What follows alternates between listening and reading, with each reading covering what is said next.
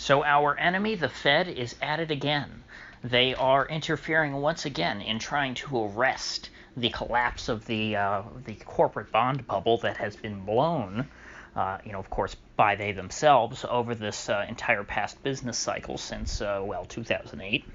And of course, that corporate bond bubble is really a mini bubble if you compare it to the, entire bond market bubble that the Fed has blown over the last 40 years. Because of course, interest rates peaked back in the early 80s, and starting with Greenspan, there was a policy started of just trying to continually reduce interest rates and make sure the bond prices, which are inversely, related to interest rates. As the rates go down, the price of bonds, which have already been issued and have a higher, pay a higher rate, go up. And so as long as interest rates continue to fall, then, bonds are a great investment. Even if they don't yield enough in terms of interest to make you any money, you can at least make money, trading bonds. Because really the way they've set it up is that, buying a bond really is just a way of gaining equity in this bubble.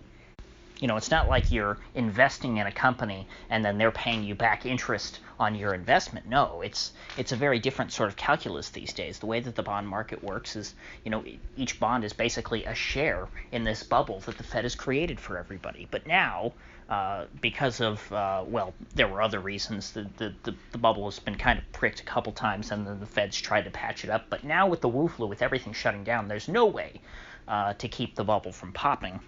Or at least that's how it looked until the Fed decided to directly just start buying corporate bonds, which is not surprising.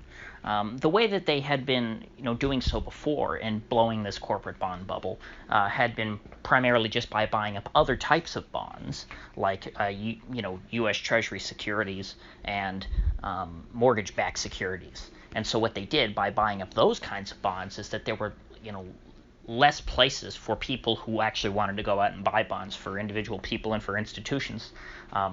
They had to look elsewhere because the Fed was such a big player in those two markets. And so that drove a lot of people who would have invested in treasury bonds and mortgage bonds into corporate bonds. And of course, municipal bonds are also a big part of this, but I won't get into that today. But just keep in mind, it's a very similar situation to what you have with corporate bonds. So far this is stuff we already knew. I've talked about before that when the Fed initially started this, that they were buying up investment-grade corporate bonds and corporate paper. Or I'm sorry, commercial paper is what they generally call it. Basically, a corporate bond that's less than a year in length. But now, as of today, the Fed is moving on to junk bonds too. So buying up the entire corporate bond market. Junk bonds, of course, are the lowest grade of bonds, and they are the ones also with the highest yield because they carry the most risk. And so since the Fed started buying up investment-grade bonds, they were hoping then that would crowd out people, who would have invested in corporate bonds, in investment-grade corporate bonds, and sort of driven them into the junk bond market. But that hasn't happened. So as the Fed has been stabilizing the yields on investment-grade corporate bonds, the spreads between investment-grade and junk bonds have been increasing. And so this means that, relatively speaking, there's been a squeeze on all these junk bond companies and all these junk bond issuers. And this has been compounded by the fact that there are now a lot more companies whose bonds are rated junk than there were a few weeks ago. And this is because, like I mentioned before, the Wu flu, the whole global pandemic. This has, suddenly turn the finances of a lot of companies upside down. And so now their bonds are a little more risky to hold than they were before for obvious reasons. And so when, all these companies are getting downgraded, when the risk goes up for everybody, the folks who are on the margins of just barely being investment-grade bonds, folks whose bonds were being purchased by the Fed, suddenly have been downgraded to junk, and now they don't have access to all that Fed-free money.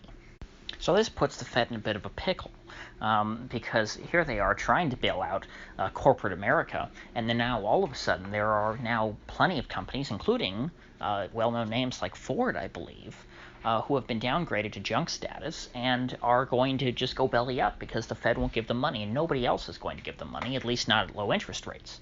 You see, these companies will be able to borrow money. It's not like there's no money.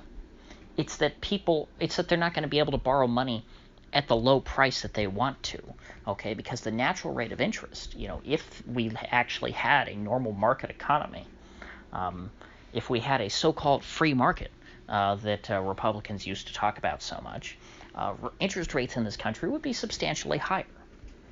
But we can't have that. So the Fed chose to intervene now and start buying up directly the bonds, the junk bonds of companies who were investment grade before the date of March 22nd. So essentially they're saying that, hey, if you've just been recently downgraded to junk because of all this woo-flu stuff, we understand, and we're going to buy up your bonds anyway.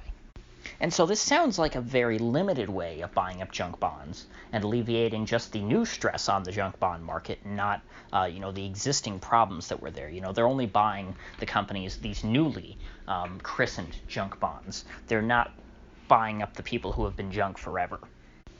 Or at least that's how it looked at first. And then you read a little deeper in the Fed statement, and it turns out, we're also going to buy up, JNK, which is the junk bond ETF, which owns all junk bonds, no matter when they were downgraded. So, okay, the Fed's not going to directly buy individual bonds from companies who have been junk, for a while, but they're going to buy junk bond ETF. So it's the same thing.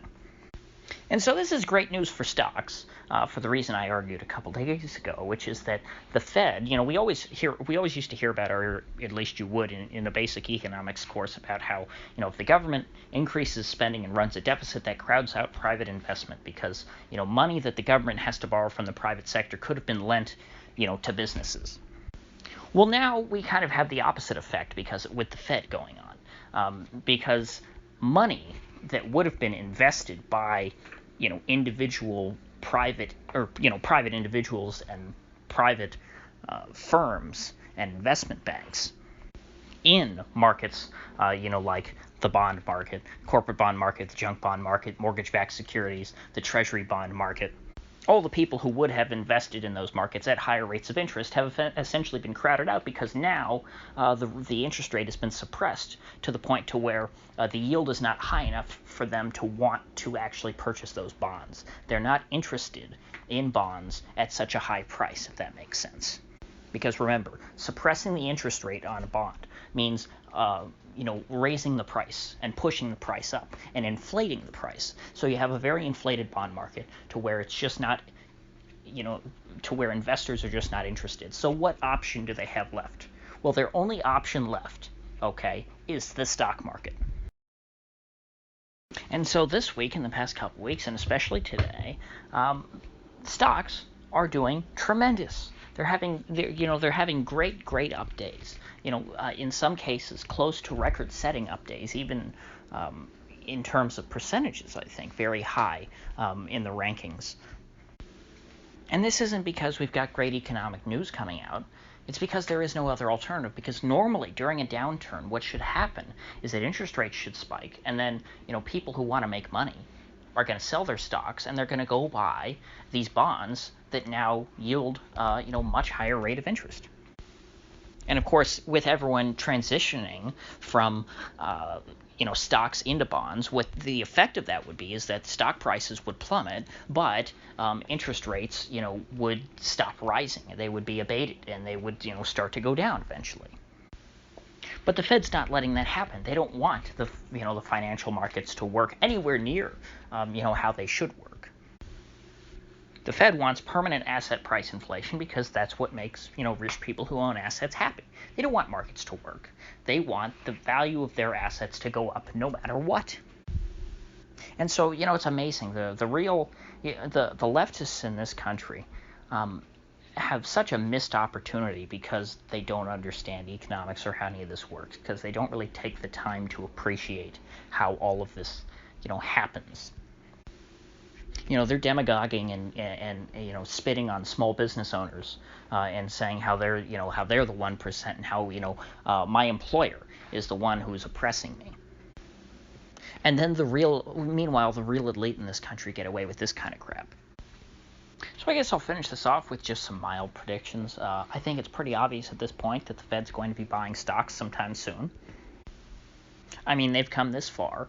The only, now we just need to wait for an actual pullback in the stock market for the Fed's intervention, and again, trying to shovel people in and direct people like cattle into the stock market, which they've been, their gentle nudge has turned into a shove because they're crowding out, like I said, investment from the entire bond market.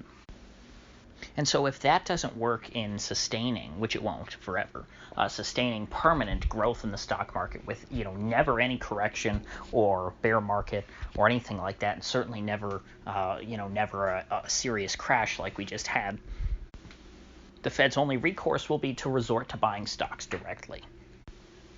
So it's not a matter of if, but when. With that said, if you gained anything of value out of this video, I'd appreciate you clicking that like button and sharing this video. And if you haven't already, please do subscribe, because I do upload every day and I'd hate to have you miss one. So I'll see you folks back here tomorrow.